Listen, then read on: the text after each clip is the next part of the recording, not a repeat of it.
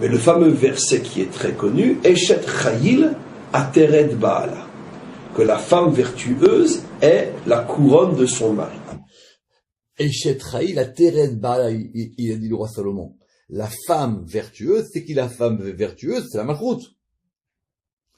Et ben maintenant, elle est capable de devenir la couronne de son époux. C'est ce qu'on va voir ici. 4 silicates, et lorsque maintenant elle va s'élever, elle devient Atara al-Réché, elle devient donc une couronne sur sa tête.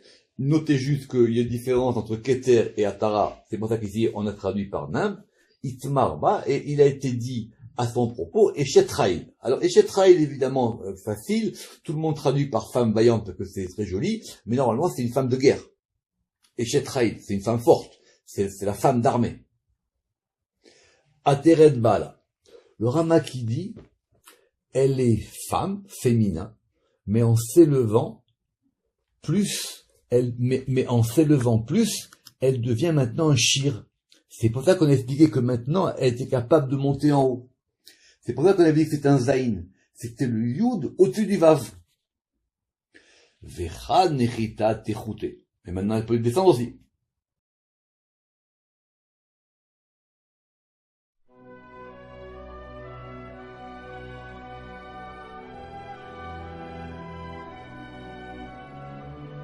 C'est pour ça que c'est par la batte que tu entends le kol. T'as compris? C'est comme, je te vois parce que tu as un corps. Et ton corps, c'est ton côté féminin. La femme, au niveau du mariage, tourne 7 fois autour de l'homme pour donner la royauté à l'homme, mais la royauté pas dans le sens de la politique, mais de donner la possibilité à l'homme de dévoiler Dieu comme roi de ce monde. Et à ce moment-là, dans la dimension féminine, ils deviendront la couronne d'Israël. Puisque c'est la femme qui est la couronne d'Israël, et les 70 nations représentent la féminité. Et qu'est-ce qu'ils vont faire d'Israël? Un roi. Qui c'est qui dit, je l'ai déjà dit 1000 fois, Ki mitzion etc. ou Dvar Hashem Yerushalayim, c'est les Juifs? Non, c'est les 70 nations adamiques, c'est marqué dans tous les commentaires. C'est eux qui le disent. C'est eux qui disent, on va nouveau recevoir la Torah, les premières tables. Maintenant, allons plus loin. Si les 70 nations représentent la femme, d'accord, il y aura une unité entre Israël, le masculin, et les 70 nations adamiques. Mais la femme, qu'est-ce qu'elle représente? L'intériorité de l'homme.